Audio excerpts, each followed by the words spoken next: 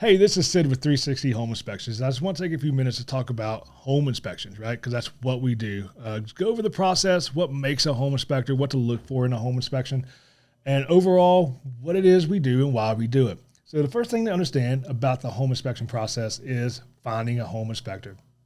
Since 2017, the home inspector in the Commonwealth of Virginia has been a licensed profession. So it's regulated by DPOR, the Department of Professional and Occupational Regulations, and it was put into law. So we are covered and we are governed by a board, which is the Asbestos Lead and Home Inspection Board, and by what's written in actual legislation passed through the state legislature. So when you're looking for a home inspector, always make sure first and foremost that they're licensed, because a home inspector being licensed means that they met certain thresholds that the state has put forth, such as a national exam, certain class time, certain ride field time, things like that, to ensure that we meet those standards to become licensed, right? From there, you can always go to the DPOR's website and look up the license to make sure that the individual is licensed. And always remember, you don't look up the company name, you look up the individual's name, because the company doesn't carry the license. In Virginia, each inspector has to carry their own license. We are not allowed to work underneath somebody else's license like other professions and trades can. So that's the first thing you gotta look for. The second thing is understanding what the home inspector is also going to do. Are they offering ancillary services? If they're offering ancillary services, some of those may carry additional certifications or licensure, such as radon. Radon is a certification that's required in Virginia to do radon testing.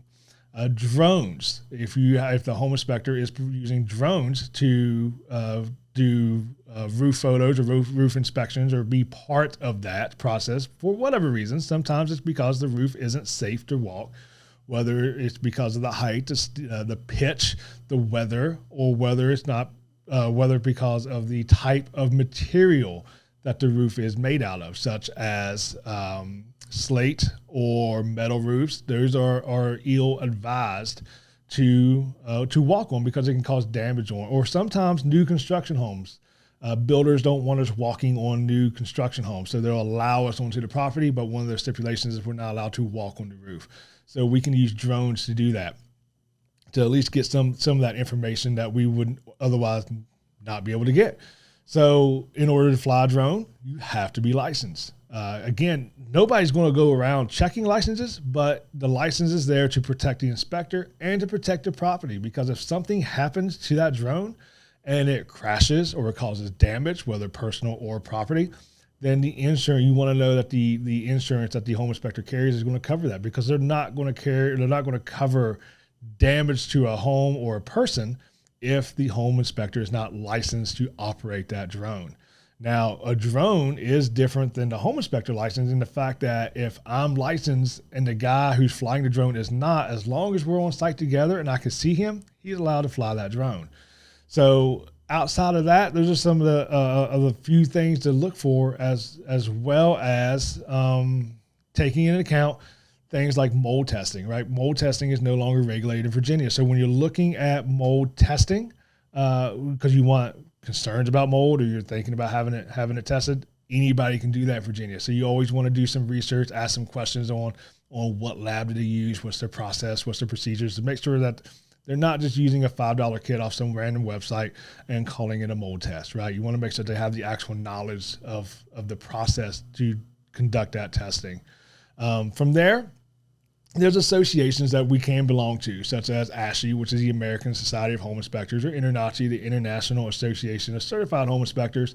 And those are great organizations to be members of, but they serve the purpose of furthering the industry, of the home inspection industry. They're there to provide continuing education for home inspectors. They're there to assist us when needed. INTRNACHI is really great about offering advice and just supporting the home inspector and the home inspection company, and to further our business and our education and our goals, our knowledge and all that stuff.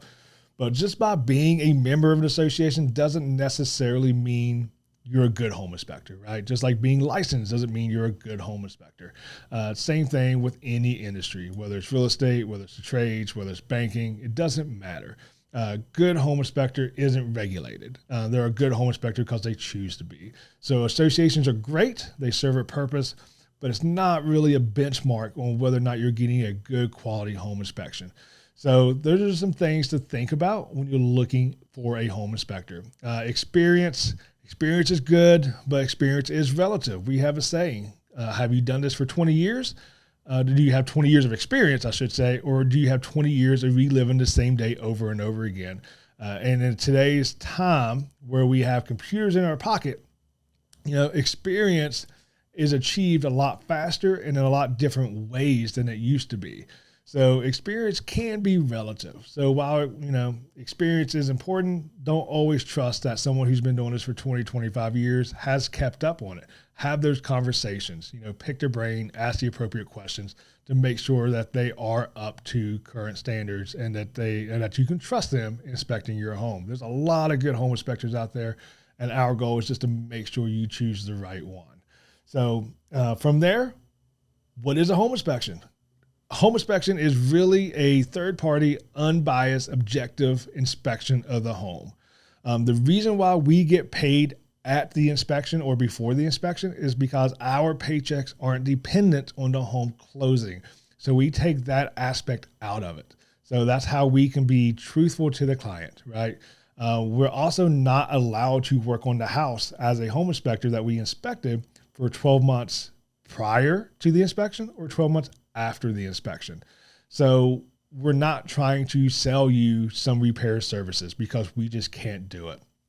We're not allowed to do it. And there's some ethics in there as well as far as referrals. So we have a vast network of referral partners, but every time we refer somebody, it's because we trust them to work on our home. We get zero incentive for referring them. We don't get any kickbacks or anything like that because that will go against some ethical dilemmas or create some ethical dilemmas for us. And we don't want that. So we want to earn your trust, but we also want to be able to help you during this process if you need it. But all of this is to keep the home inspection process as unbiased and objective as it possibly can. So from there, home inspection, what it isn't, well, it's not a guarantee, right? We often say that it's a snapshot in time based on the conditions of the home while we're there. So there's a lot of factors that go into that. Is it a vacant home? Is it an occupied home? Has it rained in the last 6 weeks? Is it summertime? Is it middle of winter time? All these factors go into whether or not the current condition of the home and what we're going to find at times. So if there's a new hole in the roof and it hasn't rained in 2 months or 6 weeks or even a month, we may not be able to catch that because it's a new leak, right? And the conditions, the environmental conditions surrounding the inspection may not be conducive to that. If the house hasn't been lived in and it has old pipes, we may not be able to flow enough water to really determine the overall condition of those cast iron pipes or galvanized steel pipes. We can only identify what you have and then recommend or give you projected issues down the road, such as cast iron is past its life expectancy. And a lot of times it may need to be replaced, but you may be good for another 20 years, but we'll also offer solutions such as getting it scoped by a licensed plumber. So again, it's not a guarantee for anything beyond that day. We often see people leave bad reviews on home inspection companies saying that 6 months after they moved in, their HVAC unit stopped working, and that the home inspector should have picked that up. Well, if it was working the day of, if it was within, certain, the overall condition of it was maintained, things happen. Sometimes it's just a cost of home ownership. So we just want to prepare you with that information. But we do try to prepare you for future issues. So if the HVAC unit is 20 years old, 25 years old, then we're probably going to let you know, hey, it's past its life expectancy. It may be working today, but you need a budget for future replacements. That's part of it, which leads into the next topic here in a minute when we start talking about why we're doing this. But some other things that a home inspection is not, it's not a code inspection. We're not allowed to cite code in our reports. We're not allowed to, go off on down that rabbit hole because we're not code inspectors. We're performance inspectors. We're trying to determine what the performance of the home is currently doing, really. So is it performing the way it's supposed to be? Is the roof performing? Is the systems performing? Is the drainage performing? Is the landscaping doing what it's supposed to do? So that's why we're there, to determine if it's a performance, if the house is performing the way it should be, if the system is performing the way it should be. It's not a code inspection, so we can't quote code in the reports. So in addition to that, it's not pass or fail. That's not up to us. We often get asked by clients, so does it pass? Well, we don't determine that. We provide the information to the client. They determine if the house passes or fails for them. And then last but not least, it's not a home inspection for us, right? We're not buying the house. And one aspect of that is we're not really allowed to say whether or not we'd buy the house or not. The other side of that is we don't want our opinion on the house to influence the decision of the buyer, right? Our job is to collect information, provide that information, and it's up to the buyer to determine what to do with that information, and if they feel comfortable moving forward with what they have, if they feel comfortable moving forward with certain repairs being made, or if they just want to cut and go find someplace else, right? That may be more comfortable for them. So, and at the end of the day, the threshold for us is often a lot higher because we see this stuff every day. Even in the worst case scenario, it's not the first time we've seen it. So a lot of times home inspectors are just more comfortable with what we see because we become normalized to a lot of this. So it's not just a big deal to us, to where a cracked joist is going to be a big deal to a client. Taking out of context, for us, it's routine, right? So we don't want that to influence the decisions of the buyer. So why do we do this? We're really there to identify one of four different things. We're there to identify anything safety related, anything structurally wrong with the house. We're there to test the systems to see if there's any issues with the systems, such as the HVAC and the plumbing and the water heater, the roof system, things like that, the electrical system. And then we're there to see if the house can be inhabited legally without any issues, or if there's any insurance issues, right? Or anything that will cause insurance issues. Those are the four major things for the home inspection. Some of the other reasons why we do what we do is because we want, in a buyer beware state, to have the buyer understand exactly what they're buying, to have a reasonable expectation of what they're going to find when they move into the home. And we want to make sure that the buyer knows what we know, right? I always approach this business with the same mindset that if I was buying a home, I would want to know. And I think a lot of times we forget, because we do this all the time as both inspectors and realtors, that not everybody has the same comfort level with the stuff we see all the time. So we always approach it that if I would want to know, I want the client to know. And at the end of the day, it's not up to me to figure out what the client should know or should not know about the house. So, and then there's just some legalities that's involved, right? We have a standards of practice in Virginia. That's our standards. That's what we have to meet at a minimum level. A lot of people call it the minimum standard, but that's really what we have to go by. So certain things we have to write up, which we have to put in a report because the law says we have to. And then there are some things that we want to write up or we put in there because we have the experience to know that if it's not corrected then it's going to be an issue later on. And that $5 or $20 fix today may be a $5,000 or a $15,000 problem later on if it's not addressed. But we have the experience to know that. So sometimes we get questioned, why would you write this up? Well, because we've seen a thing or two, right? As the commercial says, we know a thing or two because we've seen a thing or two. So that's what it is. That's what we're trying to do. We're just trying to properly educate the client so they know what they're getting into. And that's the overall purpose of the home inspection, and to keep everybody safe, right? The home inspector, we're trying to keep ourselves safe, both physically and legally. We're trying to protect the realtor, same reasons, but we're also trying to protect the client and their investment. We often forget this is the largest investment they're ever going to make. A lot of times, and we want to make sure that's a sound investment for them and they're comfortable with what they're buying. From there, what do we do? How do we do it? So we inspect, like we said, and we covered the four things, the four major areas of why we exist. But how do we do it? Bunch of different ways.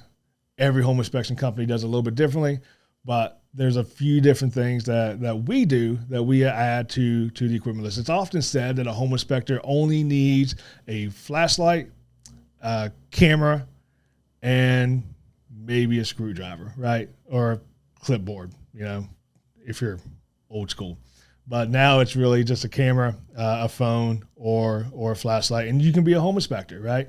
But we don't subscribe to that level of thinking. We think that a home inspector should be able to do a lot of different things. So the way we accomplish this is, as we talked about earlier, we can utilize drones. We also have, in Richmond, there's a lot of old homes with zero clearance in their crawl space, but they still have a crawl space. So we have a robot that can go in there and take 4K cameras when we can't physically fit. There's thermal imaging to help identify anything overheating or any moisture issues, as it allows us to see, or insulation issues, as it allows us to see variances in temperatures. We can't see through walls with it. It shows us variances in temperatures that indicate that there might be a problem, and then we confirm those problems in other methods, such as moisture meters and things like that.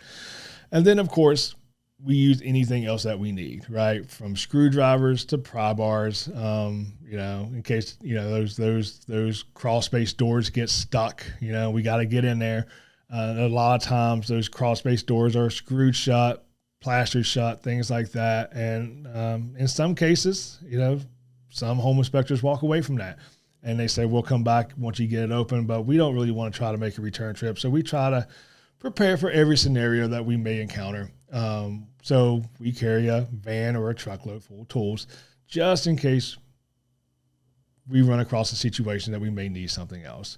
So a lot of different ways, a lot of different tools. 95% of the time we use the same tools, same couple of tools, screwdrivers and things like that. But overall, the home inspector should be able to accomplish what they're trying to set out to accomplish on every inspection. And that's inspecting from the roof down to the foundation, to the crawl space, the attic, the systems, and give an accurate depiction of what the overall condition of the house is.